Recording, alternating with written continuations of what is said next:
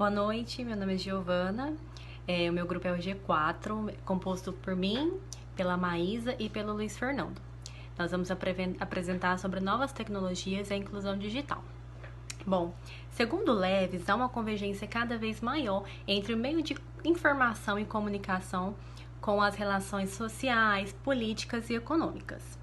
E essas técnicas vêm trazendo novas possibilidades, porém, não há elas não determinam um caminho de luz nem de treva para um futuro humano.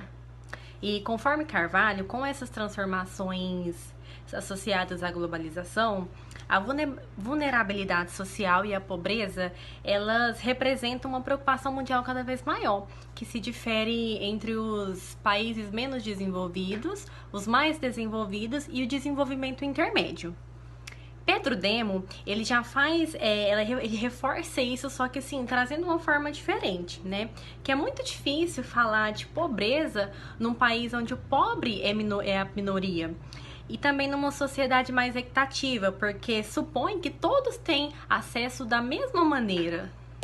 Não haveria sentido em tratar os mais ricos como os mais pobres, porque senão a desigualdade só iria aumentar. E os mais ricos, eles iriam se apropriar dessa política de qualidade.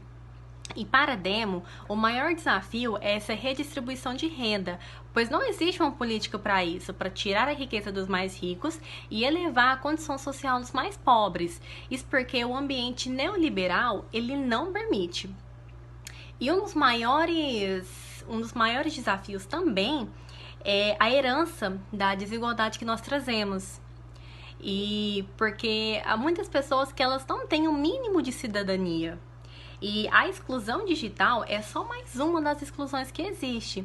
E por isso é um desafio tratar a inclusão digital como uma porta de entrada para que outras inclusões sejam tratadas através dela.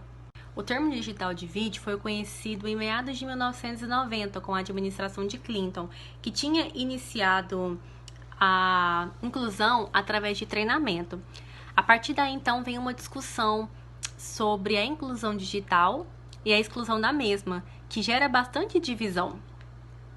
Desde então, há um questionamento sobre esse treinamento, né?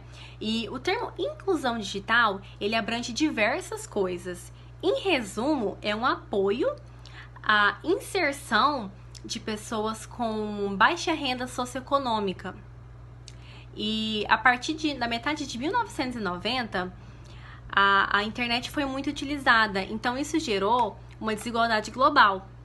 A partir daí gerou então um incentivo político, porque as pessoas tinham que estar conectadas. E isso então gerou a tecnologia de informação e comunicação pública, incentivou a isso. Então, com isso veio os telecentros, que as pessoas tinham oportunidades digitais. Só que então veio uma questão, né? No meio desse processo, o que é mais importante? A exclusão social ou a expansão do mercado? Essa exclusão, ela não afeta somente as pessoas de baixa renda, ela afeta também as pessoas com necessidades especiais. E a exclusão, ela soma-se e tem essas características, como a idade, o gênero, a raça e também, né, a questão socioeconômica, que ela é ligada diretamente com o tempo de escolarização. No Brasil, não se sabe ao certo o que causa essa exclusão, por isso não tem uma política para resolver essa questão. E também não se sabe o tamanho certo dessa exclusão que tanto é pregada. No texto, então, é destacado e possui propostas desenvolvidas através dos capitais, que é o cultural, é o intelectual e o social. Para Pierre Bourdieu, capital social, ele é adquirido através de conhecimento, de estudo, de tempo com a família e pode ser utilizado para a mobilidade social. Já outros autores utilizam esse capital como a inclusão digital. Para Robert Putnam, o capital social é uma analogia entre o capital físico e o capital humano. O capital físico são as ferramentas e o capital humano é a habilidade, que melhora a produtividade. Então, esse capital social, ele se refere aos aspectos que traz múltiplas melhorias para nós. Para Bordiga e outros autores, eles definem capital social como normas inseridas nas sociedades para que nós podemos coordenar ações para atingir determinados objetivos. E essa relação acontece entre vários agentes. E os autores, eles tratam esse capital social como um efeito do contexto social e político. E são fatores que são mais importantes do que o financeiro. E em relação à determinação das estruturas da rede de implementação de políticas públicas em relação às disparidades no acesso à tecnologia. A análise a partir dos capitais traz um diferencial na avaliação, pois não é somente o número de computadores conectados para ter um indicador de capital que está sendo influenciado por uma proposta. A inclusão digital espontânea. Atualmente, os cidadãos das grandes metrópoles, eles são confrontados diariamente com a tecnologia de informação e comunicação. E essa vivência coloca as pessoas no meio de novos processos e produções em que ele terá que desenvolver um acesso a essas tecnologias de informação e comunicação. E a digitalização, ela vem passando cada dia mais por novos processos, que vem nos confrontando em situações que não são mais analógicas, né? Que trazem, de certa forma, uma novidade para nós. Como, por exemplo, hoje em dia a gente tem os caixas eletrônicos, as declarações tributárias, né? As urnas eletrônicas e os celulares, que são os dispositivos eletrônicos, que inclusive são vendidos através de chamadas comerciais, que são passadas em televisões ou em algum objeto público, como por exemplo nos semáforos, né, etc.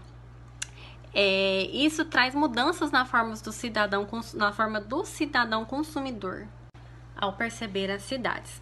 Graham diz que as tecnologias de informação e comunicação, elas tanto podem proibir como dar liberdade ao acesso da mobilidade social.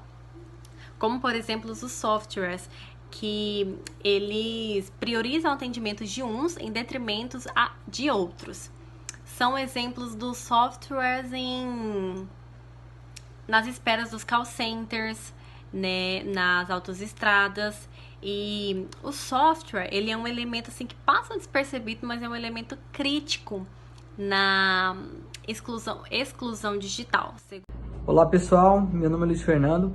Fiquei com o tema de inclusão digital induzida, que é a inclusão a inclusão de tecnologia, né, realizada nas universidades, empresas privadas, instituições governamentais e não governamentais.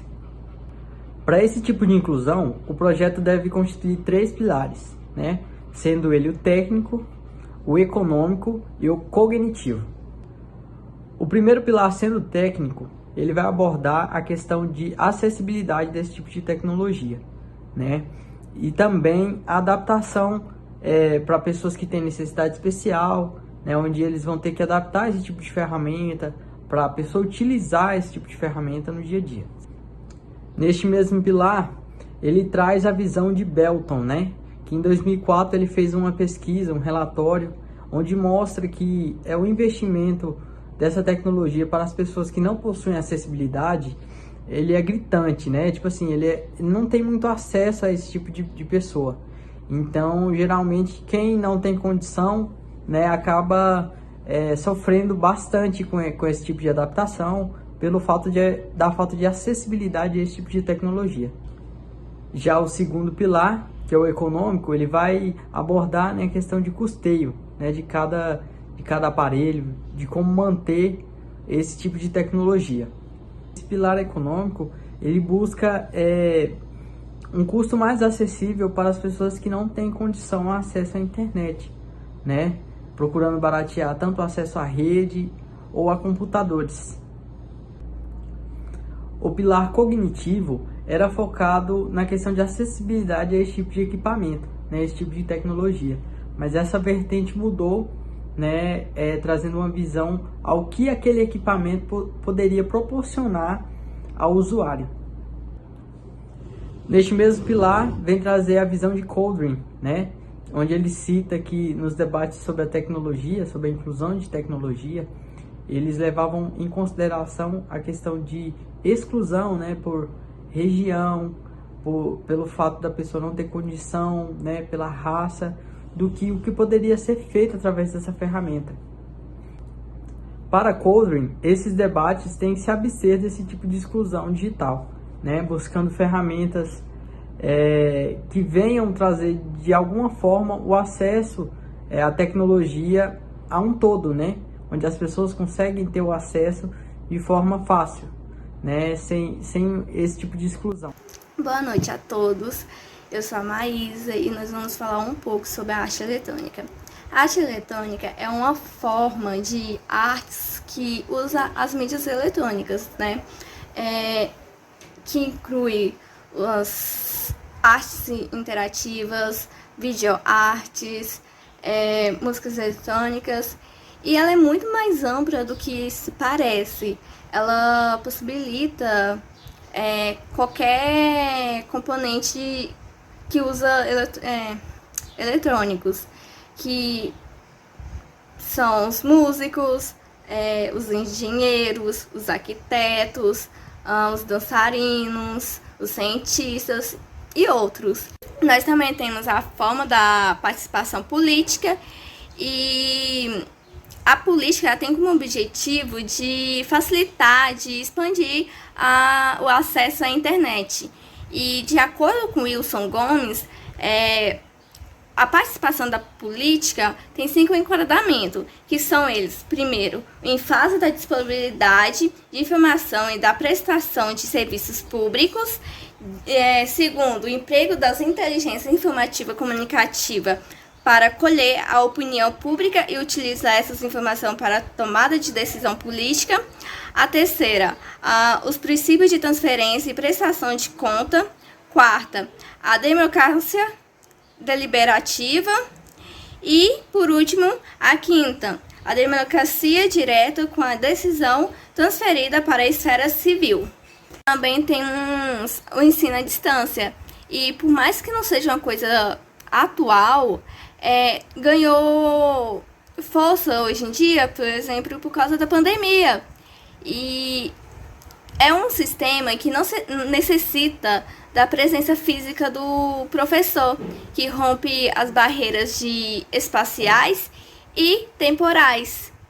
A educação à distância, ela pode atuar na inclusão digital, principalmente em países que têm dimensões continentais, e como o Brasil, né, que ainda tem uma grande disponibilidades de socioculturais. E por fim, nós temos a meta-reciclagem.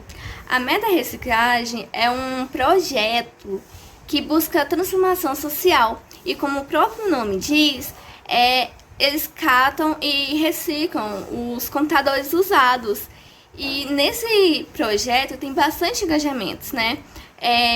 Os computadores que eles deviam jogar fora, eles recuperam. E esses computadores recuperados podem ser revestidos para grupos que trabalham com inclusão digital. Bom, e para finalizar esse tema, nós devemos analisar a inclusão digital em 3 principais categorias, como a técnica, conectiva e a econômica. A técnica se traduz na capacidade de fornecimento do curso técnico de informática básica, e que se auxilia no fortalecimento da inclusão digital. A conectiva, ela trata-se de uma análise da forma do empregadamento, e trazendo um principal objetivo de acrescentar o positivo da vida do indivíduo, e fazendo o mesmo que tenha um acesso de informação à educação da qualidade.